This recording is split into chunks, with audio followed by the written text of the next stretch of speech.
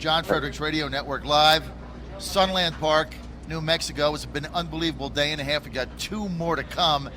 Joining us now, Steve Bannon. Steve is president of the C4 Citizens for Americans for American Republic. Follow him on Twitter @CitizensAR. Steve Bannon, this is a phenomenal program you've got, but better than that, you have to come and see this for yourself. You can't describe it like you do on the radio. You can't do a picture. You got to come and see it and see that you've got 2 miles of wall. We talked to Border Patrol agents. It said it has stopped the illegal inflow in its tracks. It's gone from epic proportions to 0, and you've only got 2 miles of it. But you got to see it to believe it. It's an engineering marvel. I think this talks about the can-do spirit of the American people. Tommy Fisher, Foreman Mike, all the crew that did this, the engineers. Remember, when Brian formed this, Brian Colfiger, our leader, the most wounded veteran in the history of the Air Force, when he got this idea and went on GoFundMe and got the money, and then there's this controversy that you had to write the check to the Treasury. He came to me and I said, why don't you just build it yourself? He goes, what do you mean build it yourself? I said, let's pull a team together. There's plenty of people out there, plenty of smart guys, and we did it, went back to GoFundMe. They said, hey, if you go back and tell everybody that you're changing it, if they opt in, they opt in. I think of the $20 million, I think 16 million opted in, and of the 4 we didn't get, we just couldn't make contact with 80% of those. So virtually everybody that gave money said, yeah, I'm in if you want to build it. So we had McAllen, Texas, was the heart of the Rio Grande Valley problem, the issue down there. We met with the board with people like Eric Prince, John Moran from Pennsylvania with a great industrial, General Spalding. People are going to talk here. I mean, these are heavy, very sophisticated, very serious people that were going to help us do this. We retained the Israeli company that built the wall in Gaza, that oversaw that, and in Sinai. And they're the ones that came up. This thing you see right here, they gave us the idea. It's just not a wall. It's an entire security system. They said it's an entire security system. You have to think broader than just a wall. And we were fortunate enough, the Border Patrol pointed out that this is one of the most dangerous, and by the way, President Trump, they're building a big, massive wall throughout the southern border. I mean, they've got the deserts and the mountains. We are kind of the special forces. We go where they're private landowners that, for whatever reason, have been opted out of the government system. They're not in the plan for the government to build a wall. A lot of times it's because of the Army Corps of Engineers, and I'm not faulting the Army Corps of Engineers. Army Corps of Engineers just made certain determinations of where it's best to build a wall. This one just was not getting done. The Border Patrol pointed it out to us. That's one of the most dangerous, and just right here, providentially, this is mile marker 1. Mile marker 1 is that the Rio Grande River is the border of the United States and Mexico, all the way from the Gulf, from Brownsville, all the way up here to El Paso. Where it hits the New Mexico state line, it stops. It's no longer the border. That mile marker 1, it pivots, and right over there, from mile marker 1 to San Diego is the border of the United States. And so that it was very providential that literally at the first foot of where the wall has to be built, other than down in the Rio Grande Valley, or along the Rio Grande, which is going to be complicated for everybody. We were fortunate enough to get this, and they told us this has 19 pathways from the cartels for human trafficking, sex trafficking, drug trafficking. It's what made it so. Dangerous. You know, Juarez is a town. They used to be a very safe border town, but the cartels, it's cartel ridden today. Juarez has now gone to one of the highest murder rates in the world. I think it's 35th or 36th, 37th, something like that, from a town that was very peaceful before. It's about the cartels, and I think we want everybody. That's why we're going to start having conferences here, because you can see American ingenuity when you see it. This wall goes straight up a mountain. I mean, and before you got here, this was like, the concept is like Masada. This was all ravines and cliffs. It took us 8 days to grade this. So Tommy Fisher and the crew came in here and graded this whole thing at a 33% slope, which is, people are skiers, it's or skateboarders, it's pretty dangerous. And then in 4 days, on Memorial Day weekend, starting at 5 o'clock in the afternoon, and we finished essentially 90% of it, all the way up to almost the cliff facing, straight up a mountain.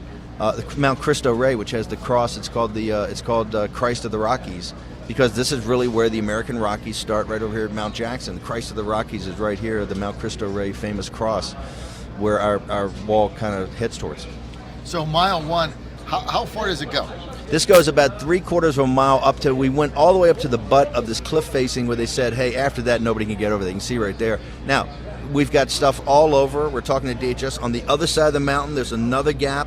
Here's what this connects. This connects now down to the Rio Grande, which is a barrier, and then the government has a wall in El Paso that goes, it's the government wall, which is pretty good, exactly what we kind of built ours off of. By the way, everybody should know this is the design that President Trump likes the most. So this is as close. It doesn't have the round bollard at the top, but it has the kick plate so you can't get over top of it.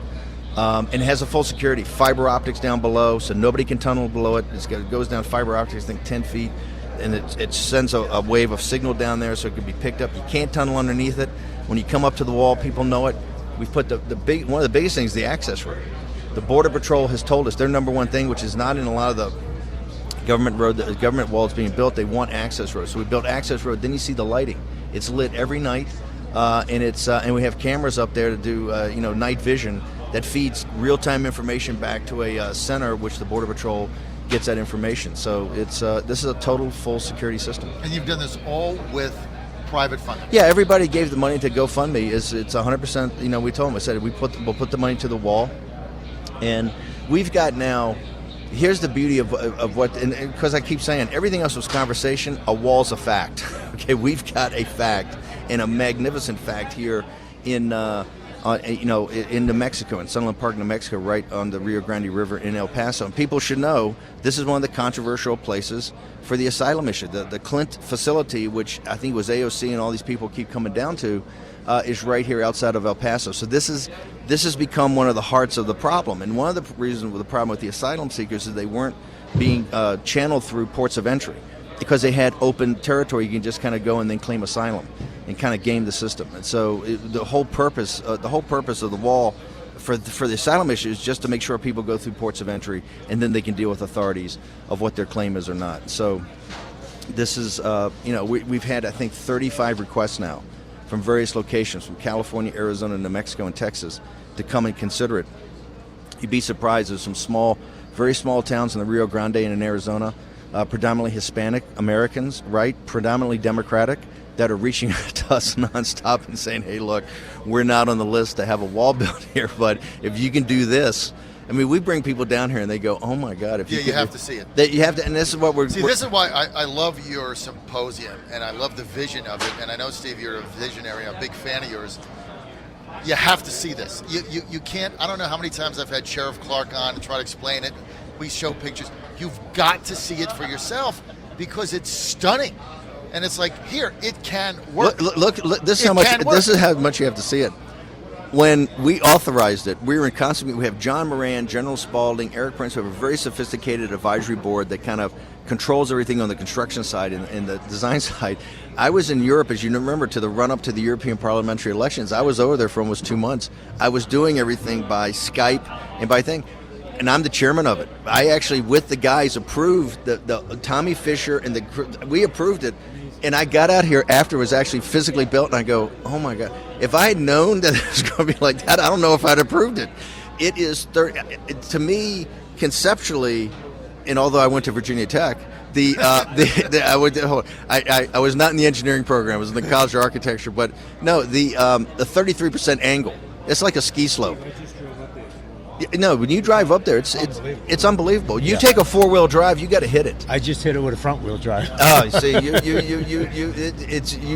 coming down's even scarier. Yeah, that's why it's an engineering marvel. And remember, when you come out here and you can't photographs and even the videos that don't do it justice, it was done in 4 days. Unbelievable. It started at 5 o'clock. It took us 8 days to grade. The closest concept I can get for your audience, particularly the evangelicals and the Catholics, is that the concept here was Masada, that cliff was essentially Masada. This was all ravines and cliffs, and basically this is what the Roman engineers did. What Tommy Fisher did was graded a long grade and then hit a high mark of 33 when he got close to the thing. 8 days of grading, of really taking this thing and grading the whole new thing, and then 4 days of construction. Started at 5 o'clock on Memorial Day weekend and finished essentially Tuesday morning. When people showed back up, they go, what is that? You drive through El Paso, this is a famous... you can see it from any side, yeah. And of course, Mount Cristo Rey, you've got the cross up at the top, and people go, what is that? That's like the first mile of the border. Is that a wall? Well, we were coming in today at 3:30 in the morning, 3:15, something like that. It was completely dark. Well, it's all lit up. So as you're driving We're down, driving the other side. As you're driving down Interstate 10, you see this huge wall With lit lights. up with lights, and you're like, oh my God, there it is. Yeah. It's pretty amazing. But it's also working. We talked to Border Patrol yesterday, Steve, who said that this was one of their worst areas they had in everything. Illegals coming over, human trafficking, cartels. Look, this is the thing for people in Virginia. I know I got a bouncer thing, but I want to come back to do the. I'm so proud you guys are here doing the show. Thank you. Thank you. The key of this, what we try to do today in this symposium, every town's a border town.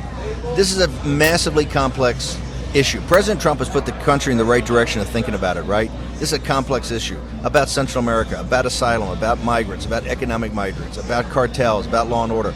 Every town's a border town. Roanoke, Virginia, Richmond, Virginia, all the Central Atlantic states, you're all a border town. This is not El Centro, California, Yuma, Arizona, Nogales, Arizona, Demings, New Mexico, Sunland Park, New Mexico, McAllen, Texas, El Paso. The problem's not just at those cities. The problem is all throughout the country, and here's why. Because we've allowed a paramilitary force of these drug cartels that are now into human trafficking, into sex trafficking, into the high margin business of drug trafficking. Is that this is they essentially control big swaths of northern Mexico, and they have made this a high profit business, and that's why the Border Patrol pointed us to this area and said there are 19 up of that mountain.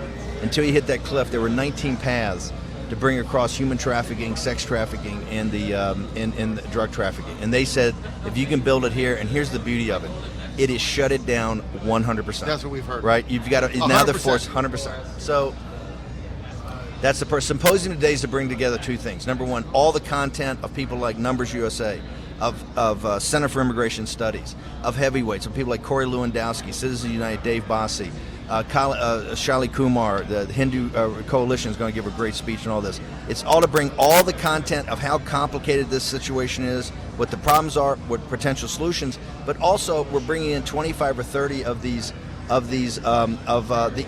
influencers, social media influencers, these young people on Instagram and social media. You spoke about that last night. Have people been to say that their content light? Right? Well, today they're going to get content because the reason is people have to engage in this problem. And so this is not, the burden's been put on President Trump.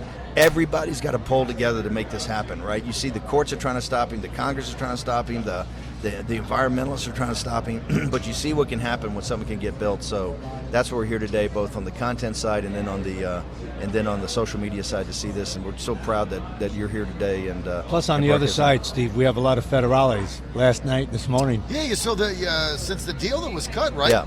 Mexican military. Yeah. And these now were military. You saw them like that. This is President Trump's deal. Fatigues. Yeah, he said, the deal. It looks like it's working. Because I would tell you, we were down here before that deal, and there were no federales or Mexican Marines. They're up there on the cliff. Yeah, you see, last night I saw a patrol up there of like 12 guys, right? So the definitely that tariff deal he cut. You can see and on the other side of the mountain the same way. You can see where this had some impact. So they're paying attention now. People have to get involved with this. People have to send money. If you send money to the wall, it's fine. But what people have to do, that'd be fantastic. We can build more wall. But the core issue is that you have to get engaged in this. This is going to be one of the defining, not just issues of 2020. We've been talking about this for 25 or 30 years, right? This is a central issue for the United States of America. It's got to be solved in an American way. It's got to be solved in our grit, our determination, our can-do spirit. It's complicated. We're not demonizing people. It's a tragedy of biblical proportions down in Central America. That's got to be sorted out. But you got to this is about the rule of law. It's about our sovereignty. It's about how you do this and how you do this in a way that respects people's human dignity, but then protects citizens. One of the proudest of this wall is that the citizens of El Paso, the citizens of this little town of Sunland Park, and the citizens of Juarez are better off because of this. Well, this provides as much protection for the people in Central America and Juarez because you're stopping the cartels. You're stopping the cartels from what their high margin business is, which is now human trafficking. Steve, I know you got to roll. Busy day. Thank you for being with us. Thank you guys for being here, and it's fantastic. And like I said, thanks for inviting us. No. I knew you had to come down here. Frederick had to see this. You were right, and I also want to thank your organizations, Citizens for the American Republic, for being one of our sponsors for this event. Well, you're the voice. You're one of the great voices of the Trump movement. It's Godzilla. the Godzilla of the Trump movement. You can, if you want to know what's going on, I tell people. I had Frederick at a dinner from European politicians. I said, if you want to hear what the Trump base is saying, this guy's the guy to talk to. We were Trumpers before Trump. Trump before Trump. That's Okay, right. guys. Steve, Thanks, thank Steve. you very much. Thanks. John Fredericks Radio Network, Steve Bannon.